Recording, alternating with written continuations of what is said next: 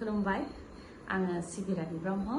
SB बड' news चेनेलाव नोंथांमोनखौ आरोबावहाय बरायनानै लाबाय जाय बिथांमोना सानसेयारि खौरां नायनो मोजां मोनो बिथांमोना आंनि बे एसबी बड' निउज चेनेलखौ साबस्क्राइब खालामनानै लानो हागोन मानो होननानै बुङोबा बे चेनेलनि गेजेरजोंनो जोङो सानफ्रोमबो सानसेयारि खौरांखौ फोसावो राजखान्थि समाजखान्थि आरो गुबुन आयदानि सायाव जोङो बे चेनेलनि गेजेरजों थार खौरांखौ फोसावो नोंथाङा जुदि खौरां नायनो मोजां मोनोबा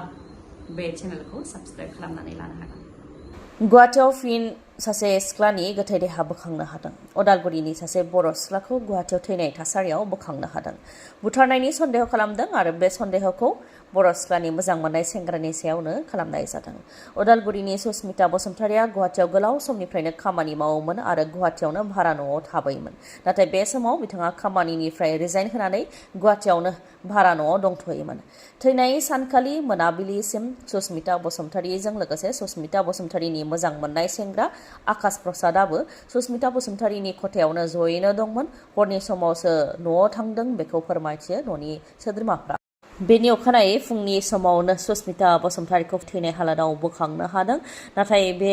थैनाया सरासनस्रा नङा बुथारनाय होनानै अजदखौ होयो न'खरनिफ्रा आरो बे बुथारनायखौ सुस्मिता बसुमतारिनि मोजां मोननाय सेंग्रा आकाश प्रसादानो खालामदों होननानै अजदखौ होयो न'खरनिफ्रा बे अजदखौ लानानै हाथिगाव पुलिस थानायाव केसबो रेजिस्टार खालामदोंमोन बेनि उनावनो आकाश प्रसादखौ पुलिसा दा एरेस्ट खालामबाय बिटिसिनि माखासे इएम आरो डिपुटि चिफनि बिफानफोरखौ सोलाय सोल' खालामनानै होनाय जादों बिटिसिखौ मोजाङै सालायलांनो थाखाय आरो रायजो राजानि गाहाम जानायखौ नोजोर होनानै माखासे इएम आरो डिपुटि चिफनि बिफानखौ सोलाय सोल' खालामनानै होदों जेरै बिटिसिनि डिपुटि चिफ रिहन दैमारि बिथांनो एग्रिकालचार लेबार वेलफेयार आरो INPR बे बिफानखौ होनाय जाबाय ओजोंहाय इएम देरहासार बसुमतारि बिथांनो सिट ITI बे बिफानखौ बोखारनानै health and family welfare printing and stationery बे बिफानखौ होनाय जाबाय इएम बेगम अख्तरा आहमेद बिथांनो लेबार वेलफेयार आरो INPR बे बिफानखौ बोखारनानै PHE आरो लटारि बे बिफानखौ होनाय जाबाय बारहुंखाजों फरायसालिनि उखुमनि थिंजों लोगोसे बाथामा बिरलांदों थांनाय एप्रिल दानावनो जानो मोन्दों बे जाथाया नाथाय दिनैसिमबो बिटिसि सोरखारनिफ्राय रावबो इएमआनो खौरां लाहैयाखै जायनि थाखाय फरायसाफ्रा गोबां जेंनाजों मोगा मोगि जानो गोनां जादों बेखौ फोरमायथिदों चिरां जिल्लानि खुंग्रिं ओनसोलनि भुरबस्ति गामियाव थानाय 832 नं भुरबस्ति लवार प्राइमारि स्कुलनि फरायसाफोर आरो स्कुलनि अथ'रिटिफ्रा फोरमायथिनाय बायदिब्ला थांनाय एप्रिल दानावनो गोबारै फैनाय बारहुंखाया फरायसालिनि उखुमनि थिंजों लोगोसे बाथामफोरखौ बिरखारनानै लांदोंमोन नाथाय दिनैसिमबो बिटिसि सोरखारनिफ्राय रावबो इएमआनो फैनानै बेयाव सुलाद लाफैयाखै बा खौरां लाफैयाखै होननानै फोरमायथियो जायनि थाखाय एसे अखा हायोब्लानो फरायनायखौ बा फोरोंनायखौ दोनथ'नो गोनां जायो थाखो खथानि सिङाव दै जमा जायो जायनि थाखाय बायजोआव फोरोंथायखौ होनो गोनां जायो बेबायदिनो सोलोंथाइ होनायाव बा फोरोंथाइ होनायाव गोबां जेंनाजों मोगा मोगि जानो गोनां जादों होननानै फोरमायथियो बेनिखायनो बिटिसि सोरखारनिफ्राय बा सोलोंथाइ बिफाननिफ्राय जाहाथे बेयाव फैनानै खौरां लाफैयो आरो फरायसालिनि जि खहा जानाय बे खहाखौ जाहाथे सुफुंनानै होफैयो बेनि थाखाय खावलायदों फरायसाफोरजों लोगोसे स्कुलनि अथ'रिटिया गोलाव समनिफ्रायनो नेनानै थानाय FIFA World Cup 2026आ दिनै अपेनिं सेरेमनि जागोन मोनथाम हादराव अपेनिं सेरेमनिजों लोगोसे गेलेनायाबो बे मोनथाम हादरावनो जागोन USA कानाडा आरो मेक्सिक' बे मोनथाम हादराव बेखेवनायजों लोगोसे गेलेनायाबो जागोन गासै मोनब्रै हानजाया गासै 104 मेचेसखौ गेलेगोन USA मेक्सिक' आरो कानाडानि 11 स्टेडियामाव गेलेनाया जागोन जेराव मेक्सिक'आव 13 गेलेनाय जागोन कानाडायाव 13 गेलेनाय जागोन आरो USAआव गासै 78 मेचेस गेलेनाय जागोन जेराव क्वार्टार फाइनाल सेमि फाइनाल आरो फाइनाला मेटलाइफ स्टेडियामाव जागोन बे खेबाव 71 हादरनि 449 क्लाब्सनि 1248 गेलेगिरिफोरा FIFA वर्ल्ड कापनि थाखाय सायख'जादों 1248 नि मादाव 357 गेलेगिरिफोरानो सिगांनि समाव वर्ल्ड कापआव गेलेखांखानाय आरो 891 गेलेगिरिफ्रा गिबि खेबनि थाखाय गेलेगोन गेलेनाया 12 जुननिफ्राय जागायजेनगोन 12 जुनाव मेक्सिक'जों साउथ आफ्रिकानि गेजेराव गेलेनाय जागोन बेबायदिनो 20 जुलाइआव फाइनाला जाहैगोन दिनै अपेनिं सेरेमनियाव गोबां इन्टारनेशनेल स्टारफोरा बाहागो लागोन जेरै शाकिरा केटी पेरी बार्ना बय टाइला आरो गुबुन स्टारफोरा दिनैनि सानाव बाहागो लागोन जायखौ गोबां हांखुरै नेनानै दङ फुटबलखौ नायनो मोजां मोनग्रा बा जोलुर गेलेनायखौ नायनो मोजां मोनग्रा सुबुंफोरा फिथाइ सामथाइखौ थाबैनो फोमोननो थाखाय केलसियाम कार्बाइड बाहायनायखौ फुड सेफ्टी हानजाया दासान्दि गोख्रोङै सेबगासिनो दङ। फिथाइ सामथाइखौ सेबनायनि उनाव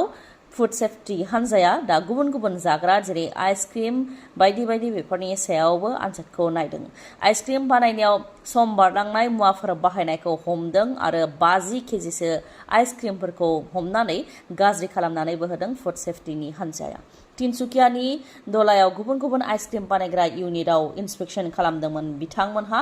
बेयावनो आइसक्रिम बानायनायाव बाहायग्रा जेरै कालार फ्लेभार होनो थाखाय जि मुवाफोर बाहायो बेफोर मुवाफोरखौ समय बारलांनायखौ हमनो मोन्दों। बेनि उनावनो फ्राय 50 केजिसो आइसक्रिमखौ लकेल एडमिनिस्ट्रेसनखौ लोगोआव लाफानानै गाज्रि खालामनानै होदों फुड सेफ्टी टीमा। मानोना बेफोर आइसक्रिमखौ जायोब्ला देहायाव गोबां जेंना जानो हागौ होननानै फोरमायथिदों। बेनिखायनो हमनो मोननाय गासै फ्राय 50 केजिसो आइसक्रिमखौ लकेल एडमिनिस्ट्रेसननि गेजेरजों गाज्रि खालामनानै होदों। बिटिसिनि भिसिडिसिनि चेयारमेननि न'आव अर सावनानै होनाय जाथाय। हरनि 1 रिंगानिफ्राय 2 रिंगानि गेजेराव सोरबा सिनाय मोनै बा मिथि मोनै सुबुङा अरखौ सावनानै होलांदों। चिरां जिल्लानि भारत भुटान सिमानि देवसि भिसिडिसिनि मासिगिरि सुनिल टुडुनि न'आव सोरबा मिथि मोनै सुबुङा हरनि समाव अर सावनानै होलांदों। खिरखिनि ग्लासखौ सिफायनानै पेट्रल बा डिजेल बा केरासिन लुनानै अर सावदों, जायजों सफा, सि-जोम आरो गोनां लेखा बिलाइफोर खामदों होननानै फोरमायथियो। हरनि समाव न'आव अर नांनायखौ थट मोननानै हाखु दाखु अर खोमोरनायाव अरखौ खोमोरनो हादों आरो गासै न'आव खामनायनिफ्राय रैखा मोननो हादों होननानै फोरमायथियो। नाथाय सोर दुथाङा बेबायदि न'आव अर सावनानै होनाय बेखौ दासिमबो हमनो मोननाय जायाखै होननानै फोरमायथिदों। अर खामनाय न'खराव थांदों एमएलए खाम्फा बरगयारि बिथाङा थांनानै खौरां लाहैदों। आसामनि लाइमोन सेंग्रा सिख्लाफोरनि थाखाय मोनसे गोजोनथाव खौरां। जाय लाइमोनफोरा GNM nursing, BSc nursing, post basic BSc nursing, MSc nursing, BSc in medical laboratory technology, BSc in medical imaging technology, BSc in operation theatre and anaesthesia technology, diploma in pharmacy, bachelor in pharmacy बेफोर कर्सखौ लानो गोसो नोंथांमोनहा कर्नाटकनि बेंगालराव थानाय Athena group of इन्स्टिट्यूशन्सआव मुं थिसननो हागोन। कर्नाटकनि बेंगालराव थानाय एथेना ग्रुप अफ इन्स्टिट्यूशनआव मुं थिसननो थाखाय नोंथांमोनहा उदालगुरिनि गलमा डेली मार्केटनि साखाथियाव थानाय नार्जारी कम्प्लेक्सआव थानाय रयेल डर्स एडुकेशनल कनसाल्टेन्सीनिफ्राय खौरांखौ लानो हागोन, जेराव फ्री काउन्सिलिं खालामनाय जायो। लोगोसेनो एडमिशननि गासै डिटेल्सखौबो नोंथांमोनहा मोननो हागोन। एथेना ग्रुप अफ इन्स्टिट्यूशन्सआवनो मावनाय बिथां निसा दैमारिजोंबो नोंथांमोनहा सावरायनो हागोन, मानोना बिथांनि गेजेरजोंनो आसामनि लाइमोन सेंग्रा सिख्लाफोरखौ बेफोर कर्सखौ खालामनो थाखाय कर्नाटकनि बेंगालराव थानाय एथेना ग्रुप अफ इन्स्टिट्यूशन्सआव दैथायहरनाय जायो बा लांनाय जायो। मोजाङै नोंथांमोना सुलार लानो थाखाय 6002589855 नङाब्ला 9101496080 बे जानबुं नाम्बारावबो खौरां लानो हागोन। फोरमायथिनो गोनांदि कर्नाटकनि बेंगालराव थानाय एथेना ग्रुप अफ इन्स्टिट्यूशन्सआव आसामनिफ्रायनो 200नि बांसिन बर' लाइमोन सेंग्रा सिख्लाफ्रा सोलोंथाइ लागासिनो दङ आरो 200नि बांसिननि मादाव उदालगुरिनिफ्रायनो 100नि बांसिना बेयाव सोलोंथाइखौ लागासिनो दङ। एथेना ग्रुप अफ इन्स्टिट्यूशन्सनि चेयारमेना फोरमायथिनाय बायदिब्ला जायफोर लाइमोनफोरा बे इन्स्टिट्यूशन्सनिफ्राय पास आउट खालामदों बिथांमोनहा रावबो ओरैनो थानो गोनां जायाखै। बेंगालरावनो 2 हस्पिटाल दंखायो, बेनि अनगायैबो गुबुन गुबुन जायगायाव गुबुन गुबुन हस्पिटालजोंबो टाइ आप दंखायो होननानै फोरमायथियो चेयारमेन बिथाङा। बेनिखायनो रावबो लाइमोनफोरा सोलोंथाइ लाखांनायनि उनाव बा कर्स खालामखांनायनि उनाव ओरैनो थानो गोनां जायाखै, बयबो गावगाबागावनि आथिङाव गसंथानो हादों होननानै फोरमायथियो। बेनिखायनो जायफोर लाइमोनफोरा गोसो गुदुं बिथांमोनहा सुलाद लानो हागोन। गोजोन्थों। खौरांखौ जोबजासे खोनासंनायनि थाखाय गोजोन्थों। उननि समाव आरोबाव जों बेबायदिनो लोगो मोनफिनबावगोन।